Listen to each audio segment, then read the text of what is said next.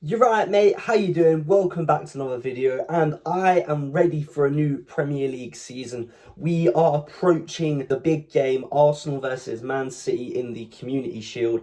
I am so excited. 3 p.m. kickoff. Nervous, but how's it gonna go? Well, let's discuss Arsenal's pre-season. So first we have Girona. We actually started very well. We won 4-1. You know, Havertz with a goal. Zolis, our new signing, scoring. I'm very excited to see what Zolis can do at Arsenal. I think he can do very well. He's looked good in pre-season as well, and I have confidence because he's a forward player. He's a very attacking player. I think it's going to go well. We also had Max Dowman scoring. Come on, anything Max Dowman does is incredible. I love this player. He's going to be so good in the future. He's still so young, only 16. And then also a goal from Jesus. And we ended up winning that game 4-1. You can't complain, you know. Obviously, they've just been relegated from the first division of Spanish football to second division. It was very tight. It was a very close season for the whole league. You know, there was only a couple of points separating multiple different positions. It was really entertaining. If you didn't watch last season's La Liga season, you really should have, because it was so entertaining. But then we had another side from the same league who did a lot better. They got into a European spot, Real Betis, and we were poor. We were poor against Real Betis. We had one goal from Nkapie, but we lost 3-1. And we were dominated. We were very sloppy, and we deserved to lose that game. But, you know, it's just a pre-season friendly here. But then we also lost our next game. You know, we lost against Dortmund 3-2. We had a goal from Ethan Nwaneri, which is nice to see. I wonder what we're going to do with him this season. Is he going to get any game time? Maybe he gets loaned out again. But I haven't seen any links of him being loaned out. So I just hope he gets the game time he deserves, because we all know that loan spell last season to Marseille didn't work.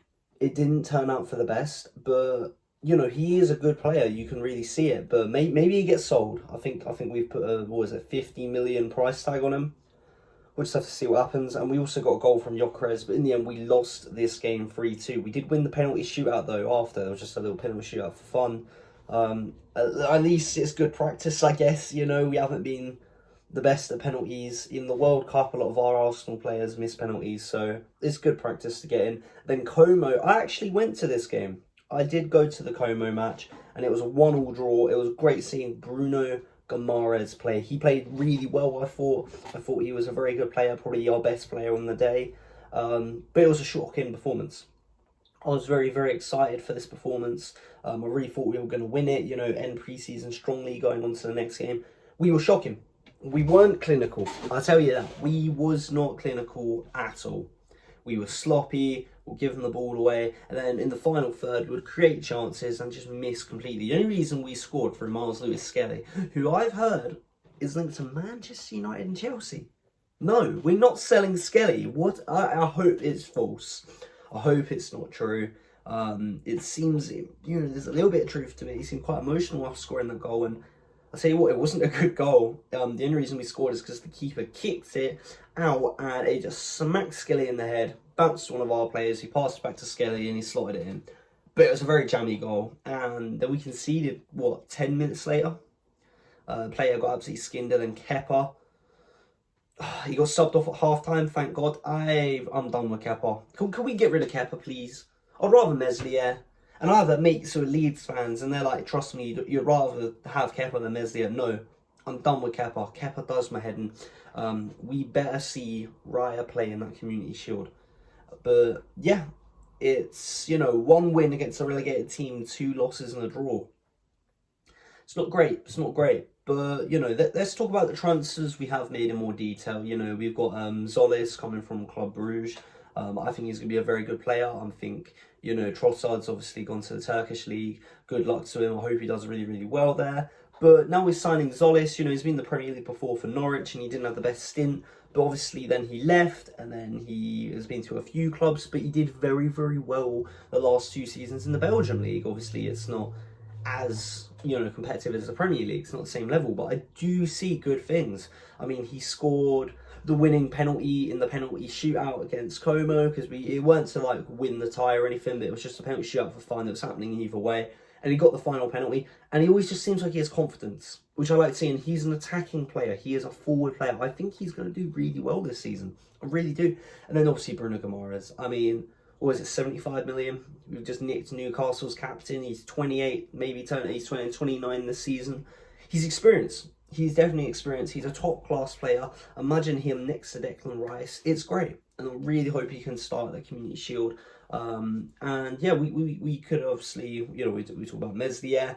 Is he coming as a third choice or is he coming as a second choice? I'm not really sure at the moment. Depends if we sell Kepa. And we're still trying to sell a few players. You know, I still think we should be selling Fabio Vieira. Apparently, Reece Nelson is linked to West Ham, only for like 4 million. Which is mad. We've never been a good club at selling. We've always been awful at selling, but I think we just need to get him off the pay wages, you know, pay scheme.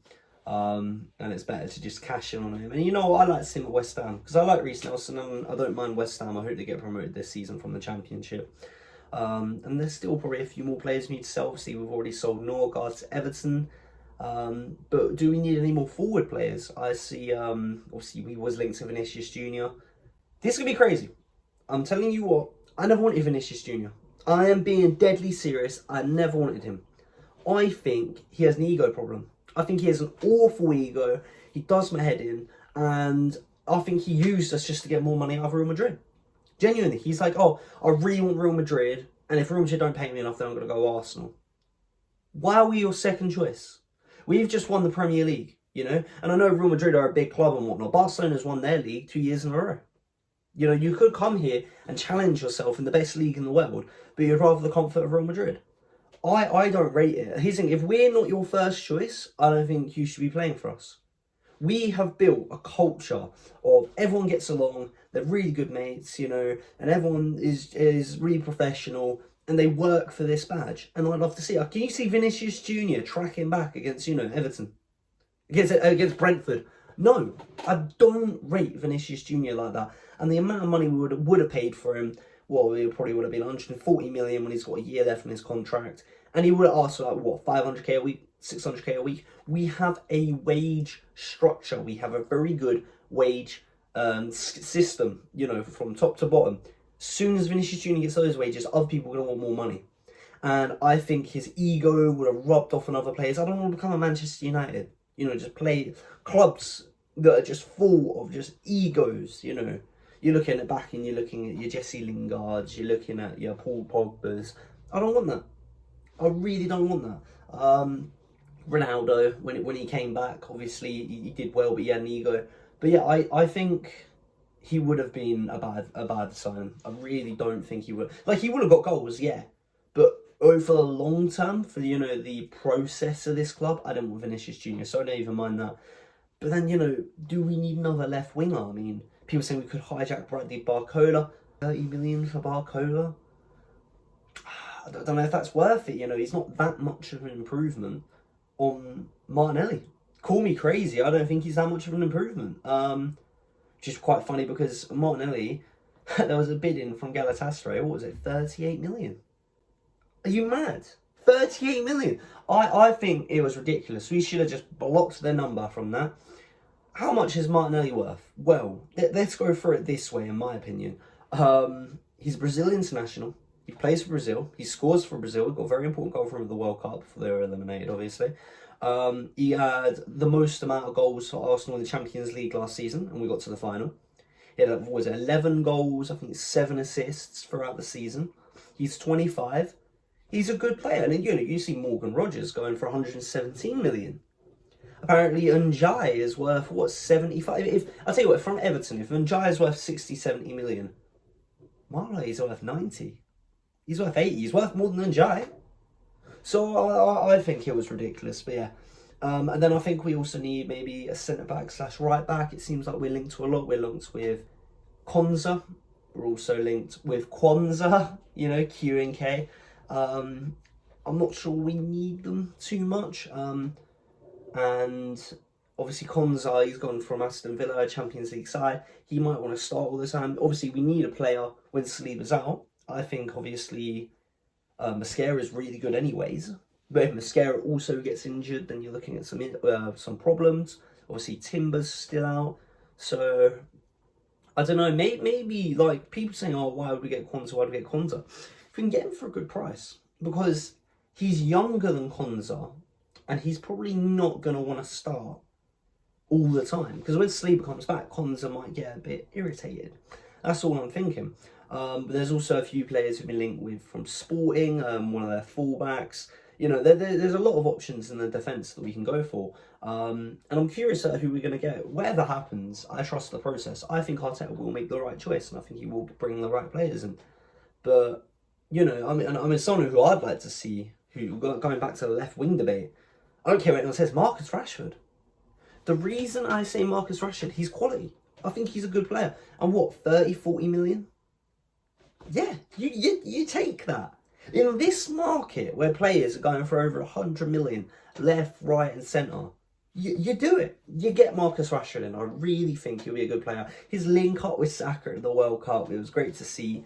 I think that'll be a good bet. But now, on to the main part of this video, the bit that's nervy. Arsenal versus Man City. Community Shield, Arteta versus Maresca. I think that's a big factor. I really do. Arteta has been the manager for, I think, 7 years now. You know, he's the longest serving Premier League manager right now. I think second is like 3 years in charge. Maresca's new. He's under a process, you know, he's under a project.